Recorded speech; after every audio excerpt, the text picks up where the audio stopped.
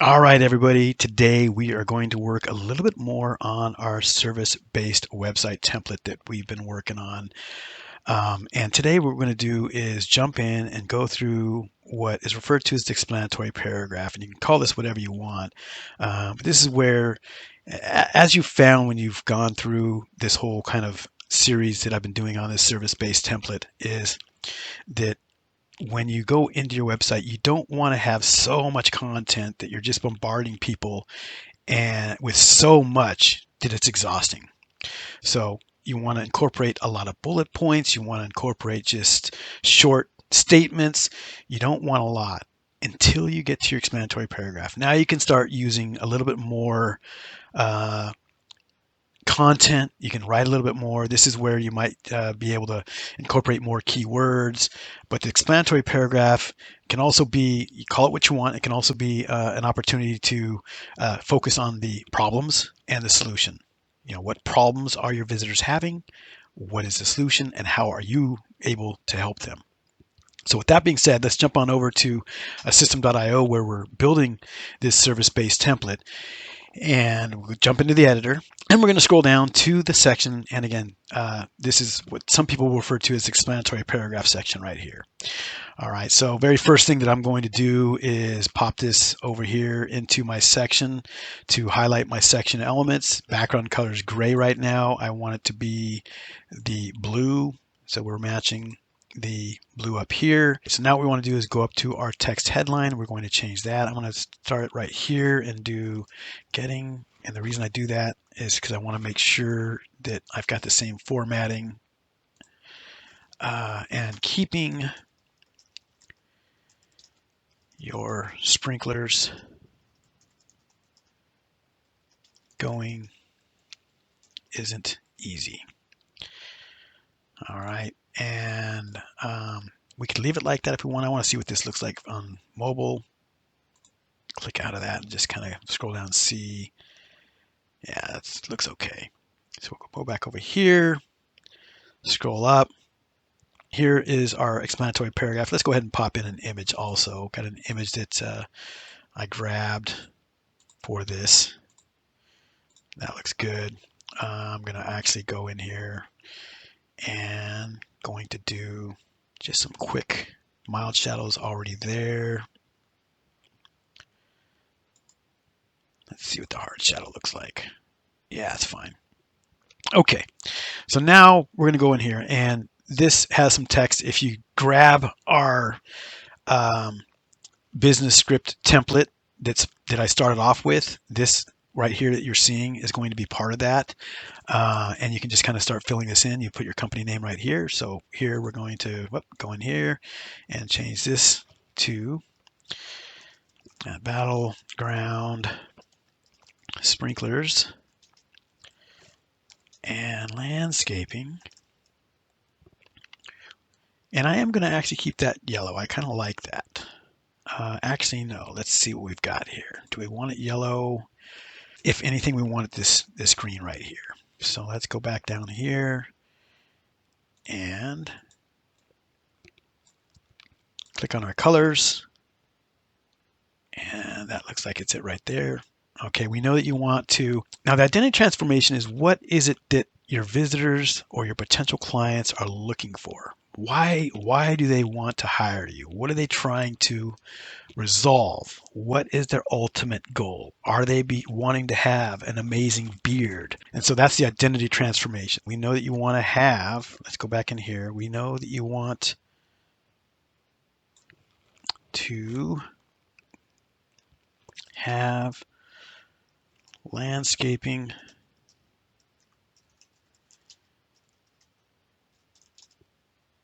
that you can be proud of. In order to do that, what do they need here? What do they want? What's the problem they're, ultimately trying to achieve? So in order to do that, you need to be able to water as often as needed for as long as needed. right? Because sometimes, you might, depending on where you live, you might need to water 4 or 5 times a week. And you might also need to water for only 4 or 5 minutes per section. And that might just be one section. You might have another zone, is what it's referred to. You might have another zone that requires 8 minutes of watering. So you got one zone requiring 4 minutes of watering, one zone requiring 8 minutes of watering, and another zone that maybe only requires 3 minutes of watering.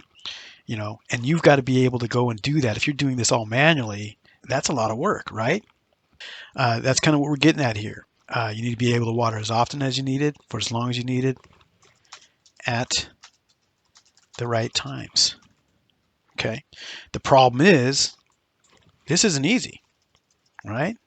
The problem is, this isn't easy to do manually, which makes you feel, I don't know about you, but it's gonna make me feel like screw it, I'm done. I'm not gonna worry about my yard. It's not that important. I just don't have the time for it, right? It makes you feel like giving up on having a lush green, we've used landscape lawn around your home. Let's just say lawn. Okay. So we believe, now your philosophical problem, this is again kind of a general problem, kind of like, hey, this is a big problem that, we just feel like, people shouldn't have to deal with this. This shouldn't be something people have to deal with, right? So we believe right here, and this is where we can start popping in some more location focused keywords, right? So we believe everyone in Clark County, Washington, should have the lawn of their dreams. Okay. Having a lush green landscape. I guess we'll use landscape again up here. Kind of trying to interchange these. I don't know of any other words to use between landscape and lawn. Vegetation.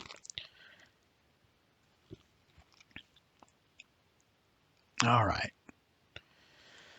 So now you go into, you're placing yourself here as someone who can help them. And you want to make sure they understand that you can feel for them, right? What what the challenges they are having, and you're there to help them. So here we understand. And what do we understand? Let's go back over here. We understand how challenging that can be, which is why, and then you're the authority. Why battleground sprinklers and landscaping has been providing the best sprinkler, can't type here, the best sprinkler and landscaping services since 2018. So you're letting them know this is how long you've been around. You've been doing this. You've got satisfied customers. All right. Now this other part here, you could go back into, if you want to, the steps which you have kind of up here. If you scroll back up here, we have how do I hire you? These are kind of the steps here. Um, we don't want this to be too long. Again, you don't want your visitors to be exhausted, and you also just you're finding that balance between web design and how it looks visually, and this is starting to get kind of long here. With Systeme.io, we don't have a way of wrapping text around an image, so what I'm going to do here, again, I don't think I really do. We also with the service-based template, we don't really need a transitional call to action. You could if you wanted to, but I think you got to kind of step back and ask yourself, what would that transitional call to action be? A lot of times it's just an informational type product. It could be, how to handle, how to manage your beard yourself. It could be how to, here's a guide on how to install your own sprinkler irrigation system if you wanted to. We could do something like that, but we're not going to. I'm going to take this all completely out, and I'm just going to leave that there. So I'm going to leave this green. I like that. And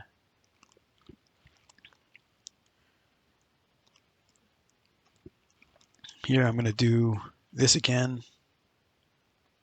I want this to be green as well. Okay. And again, want to highlight our business name. Okay. Now, next thing we want to do is, as we've been doing, we do have our call to action button up here, schedule a service, but we also want to make sure that every section also has a schedule a service button. So we're going to go over here to our blocks, click on blocks, and I've got a My Block, and right there, schedule a service button. I'm going to bring that down, and I'm going to actually pop that up right above that one. I want to take this completely out. Yes, make sure we don't have any sections or rows in here I don't want. That looks good. I'm going to save my changes. And next thing I want to do is let's double check our mobile side. All right, so been double checking mobile all the way down through each video. So these should be all will be fine.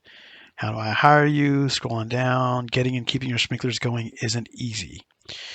So let's go over here and click on this. And again, as a general rule, when we're editing things on the mobile side, it is only going to be changed for mobile. So if we make a change here, it's not going to affect the desktop. So right here, it's saying font size, and again, the font size for mobile. So right now it's 30. So we can leave it at 30. But what I think I want to do is pop in here and just drop it down, just see what happens if we do 2 rows. 20 is a little bit too small, I think. About 22, I think, is good. And the question is, do we have too much line height there? I'm kind of thinking that it is a little high. And I think we've got enough breathing room between the headline and the top of the section. And I think we have plenty of breathing room between the headline and the image. Same way between the image and the text here. I'm actually liking how this is displaying already. I'm really liking how much space is already around the button.